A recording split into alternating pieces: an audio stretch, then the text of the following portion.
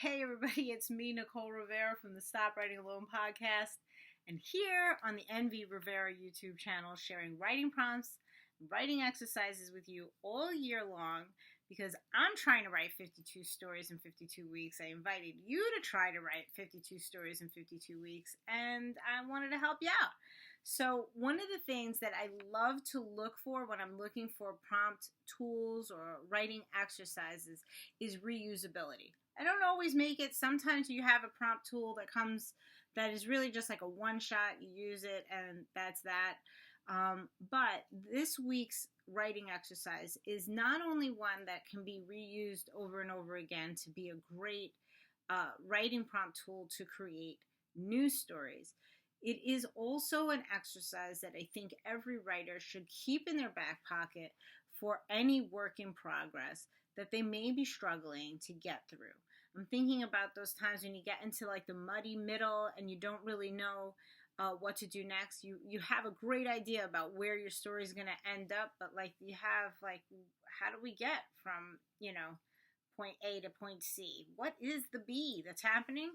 I'm going to talk about that after I share the exercise with you. This way you have a sense of how we're going to write a brand new story from it right now.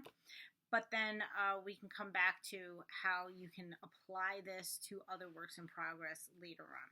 So this is from the book Improv for Writers, which I've shared before on this channel. It's by Georgiana Marie. This is a fantastic book. I mean, we talk about games and exercises that are reusable.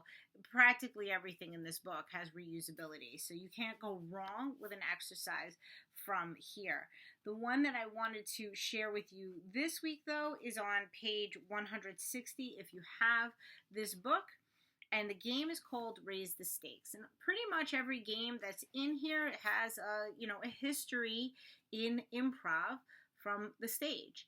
So if you are an improv actor and you get up on stage and you've begun your scene by whatever inspiration you did, and somebody in the audience shouts out, raise the stakes, or maybe even another player shouts out, raise the stakes, you are then tasked to do exactly that. No matter what you were currently doing in your action, you now have to raise the stakes. You have to add something new, a new element, maybe a new, I don't know, can you add a new character in improv? I haven't done actual improv yet, but you have to raise the stakes for what's happening. That is what we're going to do this week in our stories. We are going to come to play this week. This is not something that I want you to take incredibly seriously. There's going to be a very quick timer coming to get you here. And so you've got to move fast, think nuts, and just keep going and keep going. So for our Raise the Stakes, since we are going to start a brand new story, basically, Georgiana has these great appendices in the back of the book that have all different types of things. There's a list of antagonists, a list of protagonists, there's a list of settings, there's relationships, there's all different things that we can use as our prompts. We're going to be using two of those lists this week for this exercise. We're going to be using relationships, and that is going to determine the characters that are going to be in our story. And then we are going to use the premise list, which will then tell us what the story is. So I'm going to put up a picture of the relationship list, but what you need to do is for the relationship list, you need to pick a number from 1 through 40. And there are 40 different relationships. Once you've selected your number, you can pick out the relationship that goes with that number and write that at the top of your page. That's going to be your characters for this story. At this moment, if you'd like, you could even name them. This way you sort of have laid the groundwork for that. If you don't want to do that now and that comes later, that's fine also. But you're identifying who this story is about based on this relationship list. The second list that you have is the premise list, and to get your premise of your story, you are going to pick a number between 1 and 50. And now I put the list up of the premises, and it's 2 pages, so give it a second. If you picked a bigger number, you're going to look through the list to find the premise that goes with your number that you picked, And that'll be the premise for your story. Also write that at the top of your page. So now you have your prompt. Essentially, like, that's it. I could leave you there with relationships and a premise and say, this is your story, get started. And that could be fine. There's a lot to that. We've done many things like that. Storymatic is very much like that, where we get our characters and then we get a premise, a story, and then we're just given time to write the story. There's a slight twist in improv for writers. We're still going to need a timer, but it's going to be a very short timer. Georgiana recommends that we begin with a 2-minute timer. I've gone as high as 3 minutes for the first round. If you want to do 2 to 3 minutes for this first bit, you're going to set the timer for that time, and you're going to write, the beginnings of this story. What's going on with these people and this premise. But when the timer goes off, you are going to raise the stakes. You're going to have something new enter into your story. And as a writer, not an actor limited by your physicality on the stage, but just really limited by your own imagination, you can do anything. And that's why I'm saying, come to play this week. Do anything. Raise the stakes and reset your timer for 2 minutes.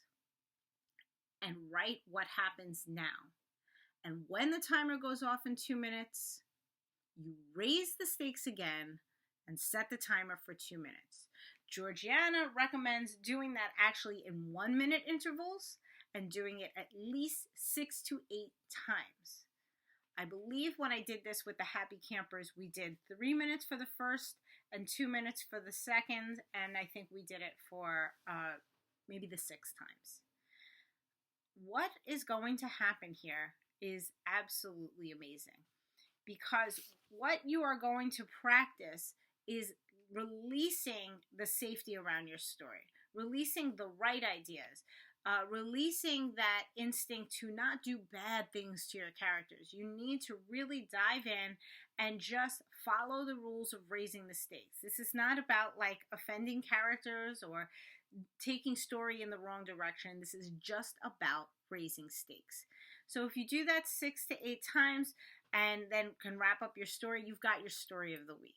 And that is essentially it. That is what I want you to do this week. I want you to write a story that goes off the rails, that just keeps on going, raising the stakes over and over again. And I want you to keep this tool in your back pocket, because what happened with us last fall is that I was looking for an exercise that my writers that were in the Happy Campers could use to either write a brand new story like we're doing this week, or apply to their work in progress that they were, devoting all of their time in November to. That's how I found this particular exercise. And I had a number of writers in the group apply the raise the stakes method to their work in progress, to the novel that they were writing in November. And what happened was amazing, because as each of us were individually writing our own raise the stakes story, we were cracking up with how off the rails things were going. But when it came time to read aloud, particularly for the writers who were using their own work in progress, we had questions like, was that always planned? Is that what you've been planning? Because we had been in a lot of conversations about where everyone's story was going. Like, oh, I don't remember hearing that character. Is that someone new? And oftentimes it was not planned, brand new, characters and things happening that they never thought of before that are now come alive in their story, and after the writing prompt party ended up staying alive in their story. I've had a number of writers come to me and say that they've used this again and again now because it is so valuable. So try out Raise the Stakes this week to get your story of the week, but don't forget to use it on your own work in progress. This is incredibly valuable. And if you don't already have your copy of Improv for Writers, I will put a link in the show description so that you can get your copy, because this is just one gem of hundreds that is within these pages. One other thing that you're going to find in the show description is our friend Audria Martin, one of the Happy Campers from the Stop Writing Alone community, has a Kickstarter right now for all of her Cozy Mysteries coming out. So I'm going to drop the link into the show description so you can check it out. I've interviewed her on the Stop Writing Alone podcast, so you may remember me talking about her book, Blue Blue Christmas, and the cover that I am madly in love with. Well, now you can go on over to the Kickstarter to check it out for yourself. And if you want more of Audria, please don't forget that she is a fellow YouTuber with our other happy camper friend, Amy Strong. Amy and Audrey are over at The Right Crowd. I'll put a link for them in the show description as well, where they go through all different types of writing craft books for us all the time. It's really, really wonderful. Even if you've already read the writing craft book, but definitely if you haven't, it's great to hear different people's perspectives on the teachings that we have lining our bookshelves, So check them out. Check out Audria's Kickstarter. Have fun. Remember, come to play this week. Have fun raising the stakes. I can't wait to hear how this goes for you. And let me know if you've done something like this before or if you plan to use this with your work in progress. I would love to hear how it goes for you. But have a fantastic week. I will see you next Friday. And, of course, happy writing. It's time to subscribe to the YouTube channel so you don't miss another video, and stop writing alone by joining the Mighty Network's Stop Writing Alone network to find your writing peeps today.